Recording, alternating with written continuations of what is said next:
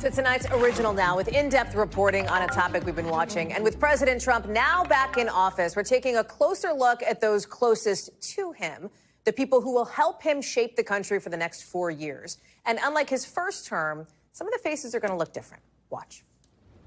A second Trump term, starting with an inner circle that looks almost nothing like the first. This time, the president set to be surrounded by loyal supporters of his MAGA movement. Some, like his Secretary of State, Marco Rubio, former foes.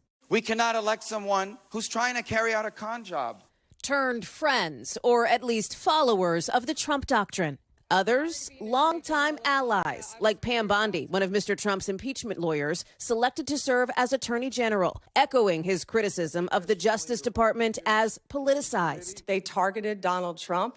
They went after him. Mr. Trump, comfortable with controversy, and that's reflected in cabinet picks like Pete Hegseth, the former Fox News host, facing questions about his qualifications to run the world's most expensive military, and about allegations of sexual assault, which he denies, and alcohol abuse, which he dismisses. Anonymous smears.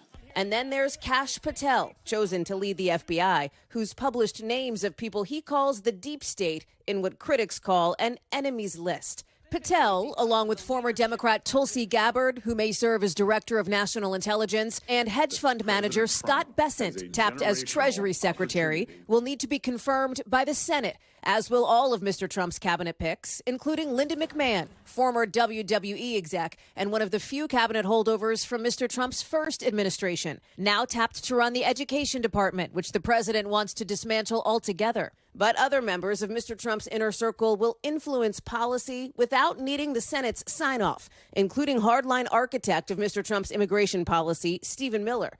The president's chief of staff, Susie Wiles, led his winning campaign and could serve as a steady hand in a job that turned over 4 times in Mr. Trump's first term. And big-name tech billionaires who have embraced Mr. Trump, now set to serve as informal advisors. Chief among them, Elon Musk, who's become a close confidant, the world's richest man looking to cut trillions from the federal budget. Your money is being wasted, and the Department of Government Efficiency is going to fix that. Unlike 8 years ago, the Trump family is not expected to play as publicly prominent a part. The president's oldest daughter, Ivanka, who once had an office in the West Wing, says she's done with politics and doesn't plan to come back. Her husband, Jared Kushner, also not expected to take a formal role. And while Eric and Donald Trump Jr. stayed out of the White House in 2017, they stayed close to the campaign in 2024. Not just sons, but surrogates. But he knew he had to run if there was any chance at saving America. Don Jr., an early champion of Vice President J.D. Vance, another former Trump skeptic turned supporter, now a potential successor to the MAGA movement. Sometimes, of course, I've disagreed with the president, but I've also been extremely open about the fact that I was wrong about Donald Trump. And of course, Vice President Vance now set to work side by side with the president for the next 4 years. Still to come here on the show, could a royal settlement be in the works? Why we may not see Prince Harry take on Rupert Murdoch's newspapers in court. Thanks for watching. Stay updated about breaking news and top stories on the NBC News app or follow us on social media.